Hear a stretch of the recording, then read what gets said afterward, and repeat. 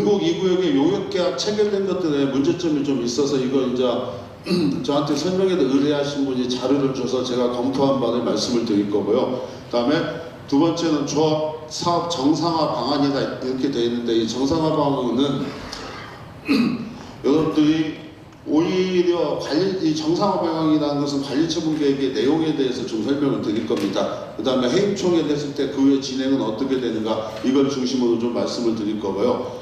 그 다음에 조합 주장에 대한 답변, 질의응답 시간은 한데, 질의응답 시간에 여러분들이 질문을 좀 많이 해주셨으면 합니다. 제가 설명하는 것보다는 여기 오셔서 여러분들이 궁금하신 걸 알고 가는 게 더 중요하겠죠.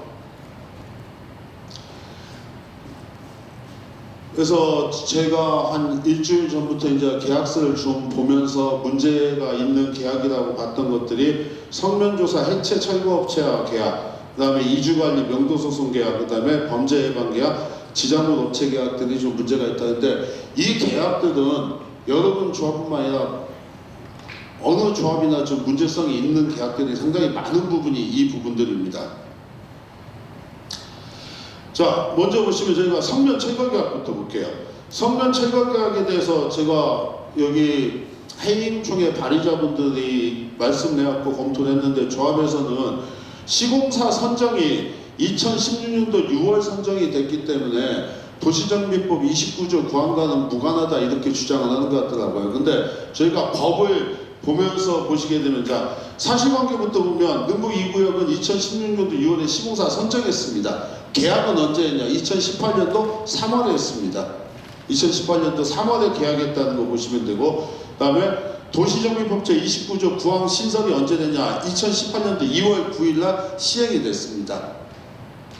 그래서 법을 보면서 보자. 자, 이게 29조 구항이죠.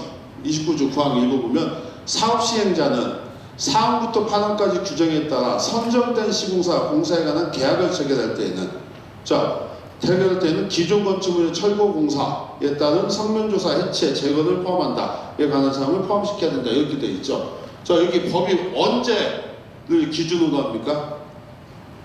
이 법의 적용은 언제 기준이 되는 거죠? 선정한 때가 아니죠. 계약을 체결할 때죠. 이 법에 명확하게 계약을 체결할 때에는 이렇게 되어 있죠. 그러면 이 조합의 계약 체결이 언젠가 보셔야 되겠죠. 2018년 3월. 이 법의 개정은 2017년 8월 9일인데 시행은 2018년 2월 9일날 되고 있었습니다. 그래서 여러분들 보시게 되면 조합에서 얘기한 것 같이 선정이 먼저 됐기 때문에 29조 구항은 지키지 않아도 된다, 이건 틀린 말입니다. 법에서 명확하게 규정한 건 계약할 때는 이 규정에 따르다는 거죠. 계약할 때는. 그리고 이게 여러분들 지자문 설거 잔재처리 공사 계약 언제냐면 2월 7일 날 했죠. 그 다음에 이게 능곡 2구역 주택 성명조사 및 측량 용역 2월 6일 날 했죠. 이 계약들이 다 왜 이때 계약을 체결했냐, 여기는 능곡 2구역뿐만 아니라 대한민국에 있는 많은 재개발 조합들이 2월 9일 날 도정법의 개정이 시행되기 전에 이렇게 계약들을 마구잡이로 체결한 겁니다. 근데 여기는 날짜가 2월 7일, 6일 날 됐다 하더라도 시공사 선정한 후에 계약이 언제 됐기 때문에 2018년 3월에 됐기 때문에 이 계약과 무관하게 시공사를 계약할 때가 3월이기 때문에 당연히 도시정비법 29조 구항이 적용되기 때문에 성면, 철거, 조사 용역은 다 시공사가 계약을 해야 돼요. 시공사가 계약함에도 불구하고 이렇게 조합에서 다른 업체를 선정해서 계약한 것은 저희가 도정법 위반의 문제가 된다는 겁니다. 그러면 이거 위반하면 어떻게 되냐? 위반하면 저희가 도시정비법 136조 2의 2에 따라서 제29조 구항을 위반하여 시공사와 공사에 관한 계약을 체결한 자에 대해서는 3년 이내의 징역 또는 3천 원 이내의 벌금을 처하도록 형사처벌 규정이 있습니다.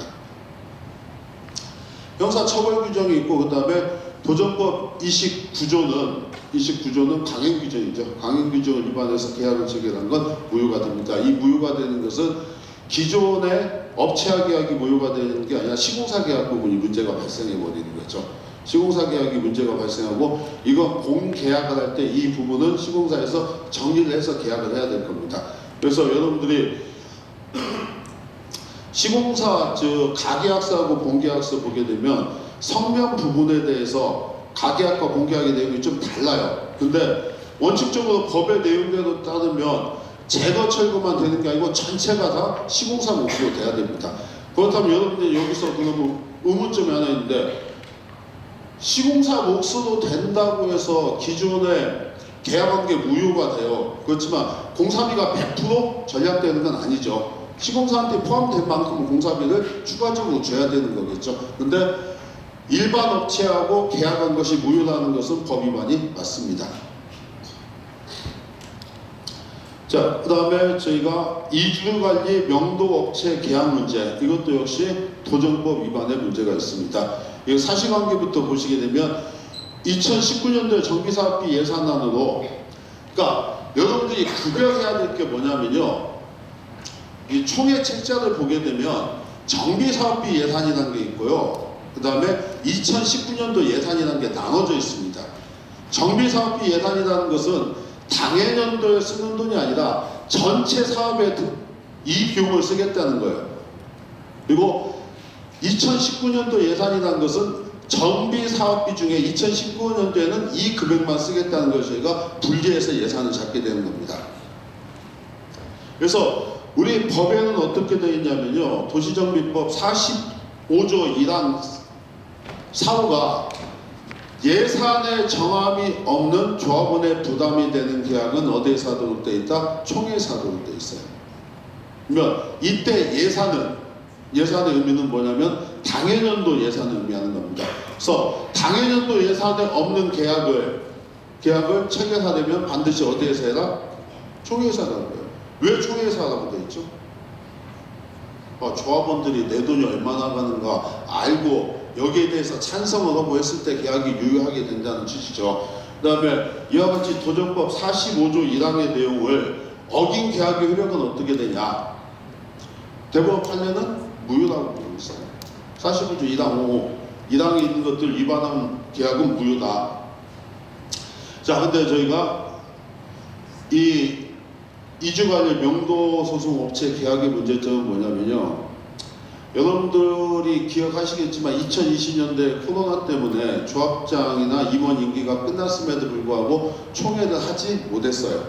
그 다음에 2020년 10월경에 정기총회를 하죠. 이때 조합장 선출합니다. 근데 이런 계약들이 언제 이루어졌는가 보게 되면 여러분들이 문제점을 알 수 있죠.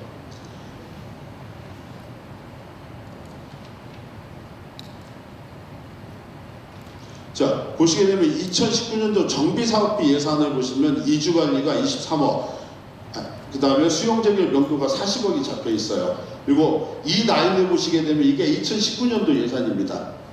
그 다음에 23억이 잡혀 있는 거 보시게 되면 정비사업비 예산이죠. 그러면 저희가 예산에 정함이 있다고 하는 것은 뭘 기준으로? 이걸 기준으로 하는 겁니다. 2019년도 예산이 있냐 없냐예요. 자, 그래서 저희가 대법원 판례 등을 보시게 되면 2009도 142068 판례에 따르면 도정법 85조가 뭐냐면 처벌규정입니다. 처벌규정, 이게 법이 바뀌어서 그렇죠. 85조 의회 위반한 의견 원칙은 사전 의견을 의미한다. 그래서 추인 의견이 있다 하더라도 범행이 불성립하게 된다고 볼 수 없다. 그래서 다시 말씀드리면 지금 도정법은 45조고 이때 도정법은 24조입니다. 45조를 위반해서 계약을 체결을 하게 되면 총회에서 사전 의결 받지 않고 계약을 체결하면 이건 뭐가 된다? 도정법 위반은 형사처벌 대상이 되고 사후에 추인을 했다 하더라도 범죄가 불성립되는 건 아니다. 이게 판례의 입장입니다. 그 다음에 또 2009년도 판례를 보시게 되면 24조, 지금의 45조입니다. 3항 5호인데 지금은 1항 5호입니다. 1항 5호에 따르면 예산의 의미는 조합 정관에서 정한 1년의 해결연도의 수입 지출 계획을 의미한다. 그러면 2020년도에 총회가 아닌 대의원에서 업체를 뽑으려면 언제? 2020년도 예산이 정해져 있어야 된다는 겁니다. 그러면 2020년도 예산이 정해져 있지 않았을 때 어떤 문제가 되는가 아까 여러분들이 판례 보셨듯이 뭐가 된다? 도정법 45조 1항 위반으로 형사처벌의 대상이 된다는 겁니다. 근데 여기 보시게 되면 이주관리 명도업체는 2009년도 예산은 4억밖에 안 잡혀 있어요. 이것도 사실은 맞지 않아. 2020년도 예산이 있어야 됩니다. 근데 대의원에서 업체를 선정한 겁니다. 어디서 해야 되는데? 총회에서 해야 되는데. 그래서 이게 지금 법에 따르면 137조 6호 위반으로 2년 이하 징역 또는 2천만 원 이하의 벌금형의 대상이 된다는 겁니다. 그 다음에 저희가 보니까 이 이주 명도가 금액이 제일 커서 그렇지 2010년도에 대의원회에서 이렇게 예산의 정함이 없음에도 불구하고 대의원회에서 계약을 해가지고 도정법이 문제된 계약들이 여러 개가 있었다는 거예요. 여기 다 보시면 대의원회에서 이런 계약들을 다 체결한 다음에 2010년도 총회에서 뭘 넣냐? 추인안건을 넣은 거예요. 그래서 이건 스스로 총회에서 선정하지 않고 대의원에서 선정했다고 인정하고 있는 거예요. 근데 아까 여러분들 판례 기억나십니까? 뭐라고 했죠? 사후에 추인을 한다고 해서 범죄가 불성립되지 않는다고 했죠. 그러니까 여기 나오는 계약들 하수관 노무 CCTV 조사 용역, 그 다음에 능곡육교 근린공원 설계, 그 다음 영도 수용적인 이주 용역 이런 것들이 다 도정법을 위반해서 대의원에서 선정을 하고 나중에 가가지고 총회에서 추인을 받았다. 근데 총회에서 추인을 받았다 하더라도 이게 도정법 위반의 범죄 사실은 불성립되지 않는다. 이게 판례 내용이라는 겁니다. 그 다음에 이런 부분들은 이제 좀 제가 이 계약이 어떻게 됐는가 모르겠지만 저희가 도정법에서 5천만 원 이하는 수의계약을 할 수 있다고 합니다. 근데 수의계약을 할 수 있다는 거하고 대의원회나 총회에서 뽑아야 된다는 건 별개 문제예요. 수의계약을 할 수 있다는 건 그냥 조합장이 마음대로 뽑을 수 있다는 게 아니고 어떤 의미냐, 전자 입찰을 하지 않아도 되고 공개 입찰, 일반 경쟁 입찰을 하지 않아도 된다는 것일 뿐, 당연히 예산이 있으면 어디에서 뽑아야 되고 대의원회에서, 예산이 없으면 당연히 어디에서 뽑아야 된다? 총회에서 뽑아야 되는 겁니다.